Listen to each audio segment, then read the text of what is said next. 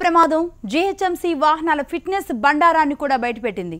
కాలం చెల్లిన వాహనాలు వందల సంఖ్యలో నగరంలో తిరుగుతున్నాయని హెచ్ఎంటీవీ పరిశీలనలో తేలింది.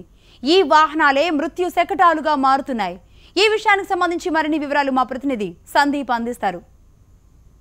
నిన్న రాత్రి జీహెచ్ఎంసీ చెత్త వాహనం నలుగురిని పొట్టన పెట్టుకుంది. మరో ఇద్దరు తీవ్ర గాయాల పాలై ఆసుపత్రిలో ఇంకా ట్రీట్మెంట్ అవుతూనే మృత్యువుతో పోరాడుతూ ఉన్నారు.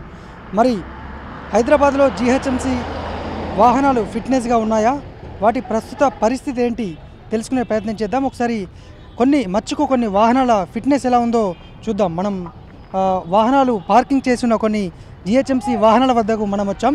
మనం చూస్తున్న ఈ వాహనాలు దాదాపు ఒక నిబంధన కూడా ఉంది జీహెచ్ఎంసీలో. 15 సంవత్సరాలు పైబడిన వాహనము వాడకూడదని గతంలో నేషనల్ గ్రీన్ ట్రిబ్యునల్ ఒక ఉత్తర్వు కూడా ఇచ్చింది.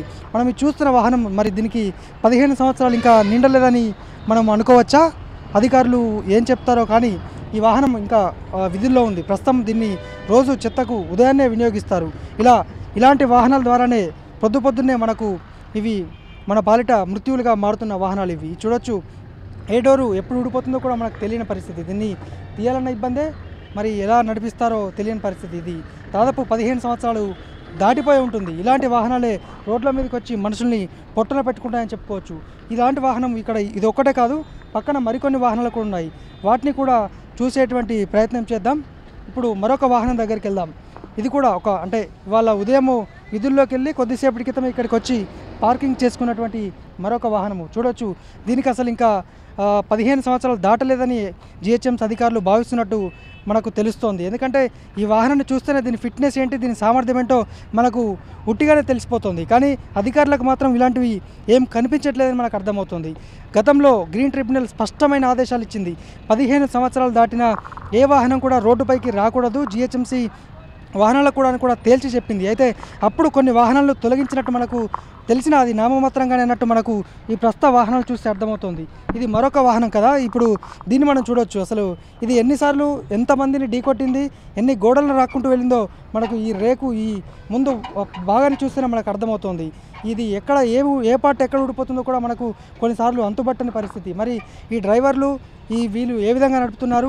అధికారులు కళ్ళు మూసుకుంటున్నారా? కొత్త వాహనాలు ప్రవేశపెట్టకపోవడానికి కారణాలు ఏంటని ఇలా ఎన్నో మనకు తెలుస్తాయి. ఇంకా మనం మరికొన్ని వాహనాలు కూడా అటువైపు చూడొచ్చు. పార్క్ చేసి ఉన్న వాహనాలు కూడా మరికొన్ని ఉన్నాయి. ఇవన్నీ కూడా పూర్తిగా కాలం చెల్లిన వాహనాలు అయినప్పటికీ తెల్లవారుజామున ఇవి విధుల్లో ఉంటున్నాయి. ఇంకా మొత్తంగా హైదరాబాద్ జీహెచ్ఎంసీ పరిధిలో 5,638 రిక్షాలు ఉన్నాయి.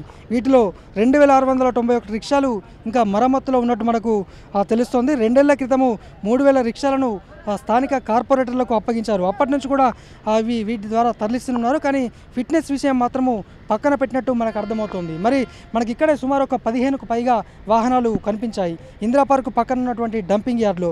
మరి ఈ వాహనాలను ఎందుకు మార్చట్లేదు, కొత్త వాహనాలు ఎందుకు ప్రవేశపెట్టట్లేదనే ప్రశ్న ఇప్పుడు తిరుమలగిరి రోడ్డు ప్రమాదం తర్వాత మనకు అనేక సందేహాలు వ్యక్తమవుతున్నాయి. అటు నేషనల్ గ్రీన్ ట్రిబ్యునల్ ఇచ్చిన ఉత్తర్వులను పక్కన పెట్టి, అలాగే ఎన్నో ఏళ్ళు కాలం చెల్లిన కొన్ని సంవత్సరాలుగా నడుస్తున్న వాహనాలు కూడా ఇంకా నడిపిస్తే ప్రయత్నం అయితే అధికారులు చేస్తూ ఎంతోమంది కుటుంబాలను పొట్టన పెట్టుకుంటారు. మరి ఇప్పటికైనా అధికారులు మారతారా, తిరుమలగిరి ఘటనతోనైనా మేలుకుంటారా? వేచి చూడాలి. వీడియో జర్నలిస్ట్ ప్రమోద్తో సందీప్, హెచ్ఎంటీవీ, హైదరాబాద్.